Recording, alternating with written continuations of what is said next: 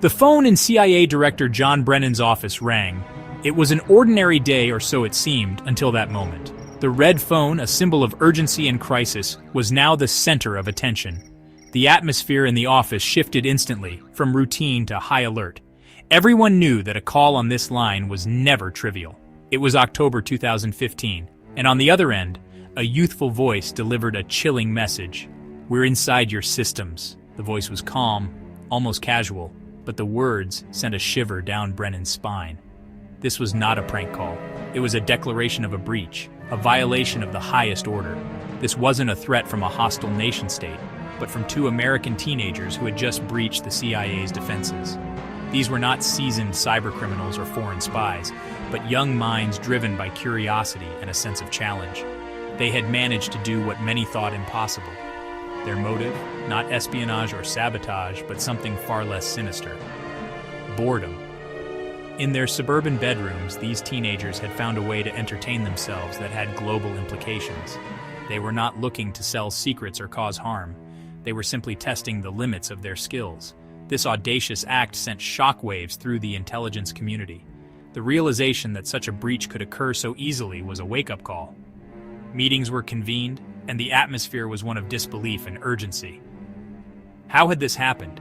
What had been compromised? How could two teenagers, still in high school, penetrate the CIA's sophisticated cybersecurity?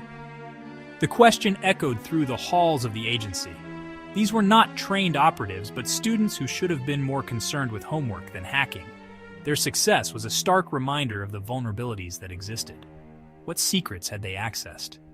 The potential damage was incalculable.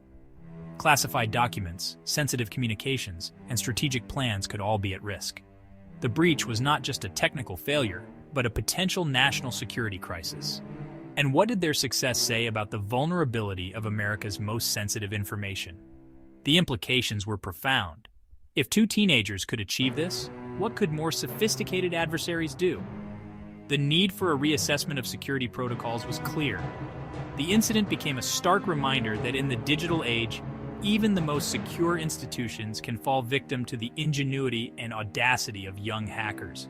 It was a lesson in humility and a call to action for the intelligence community. It highlighted the evolving nature of cybersecurity threats and the importance of staying ahead of those who seek to exploit vulnerabilities. The CIA, and indeed all institutions, had to adapt to this new reality, where the next threat could come from the most unexpected places.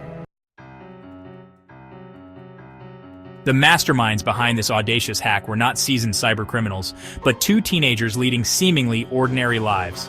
They were high school students who, on the surface, appeared to be just like any other kids their age.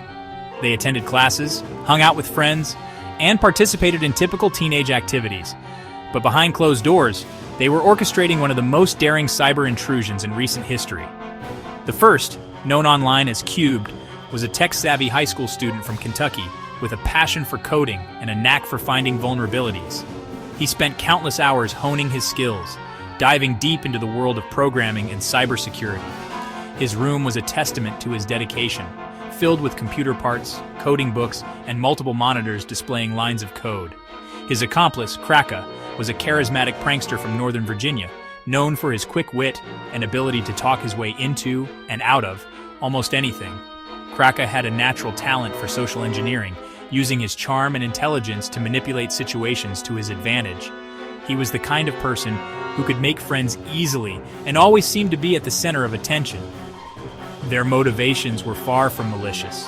They weren't driven by a desire to cause harm or steal sensitive information for personal gain. Instead, they were motivated by a combination of curiosity, boredom, and a desire to challenge themselves. They wanted to see if they could pull off something that most people would consider impossible. Bored with their suburban lives and fueled by the challenge, they saw hacking into the CIA as the ultimate digital trophy, a badge of honor in the shadowy world of online hacking. For them, it was about proving their skills and gaining recognition within the hacker community. They spent countless nights planning and executing their hack, driven by the thrill of the challenge and the potential rewards. It was a game, a thrilling test of their skills, with the added bonus of exposing what they perceived as government hypocrisy and overreach. They believed that by breaching the CIA's defenses, they could highlight the vulnerabilities in the system and make a statement about the need for greater transparency and accountability. Their actions were a form of digital protest, a way to voice their discontent with the status quo. They were driven by a potent mix of teenage boredom, intellectual curiosity, and a desire to make a statement. Their hacking activities were a way to break free from the monotony of their everyday lives and engage in something that felt meaningful and exciting. They saw themselves as modern-day rebels, challenging the establishment and pushing the boundaries of what was possible.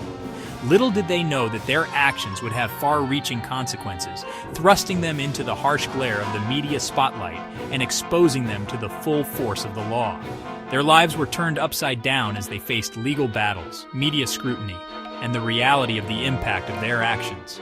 What started as a thrilling adventure quickly became a sobering lesson in the consequences of their choices.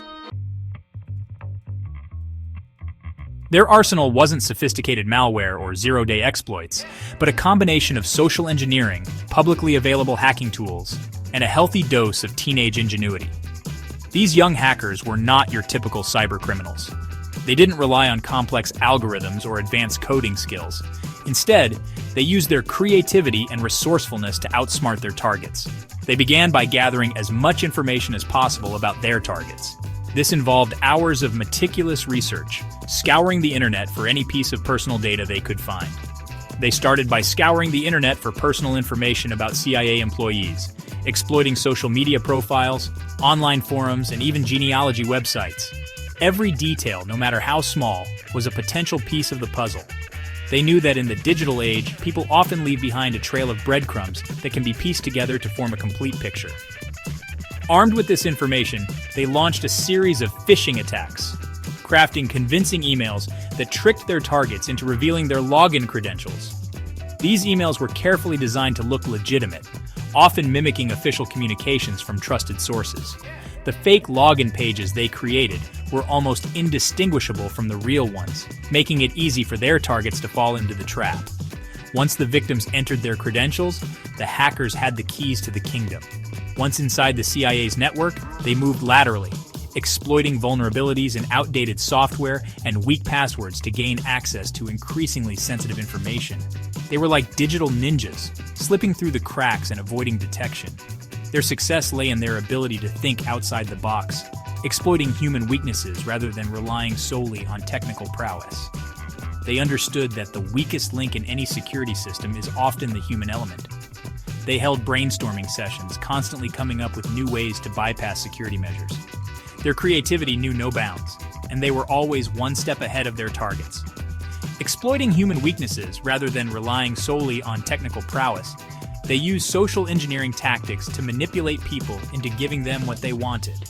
They were masters of deception, able to convince even the most cautious individuals to let their guard down. They understood that the weakest link in any security system is often the human element, and they exploited this to devastating effect.